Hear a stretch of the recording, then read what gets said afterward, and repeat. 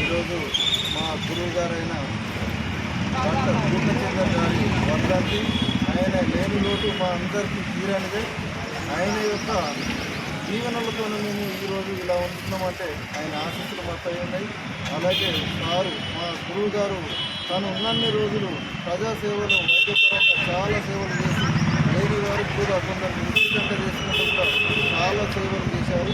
అనివార్య క్రమంలో అనుకోకుండా జరిగిన ప్రమాదవశాత్తు సిరిసిల్ల ప్రజలకు ఆ రోజు 2001లో ప్రజలందరికీ కూడా ఉగాది కూడా జరుపుకోకుండా సారి యొక్క మృతి జరిగిన సంఘటన మనకు గుర్తు వస్తుంది.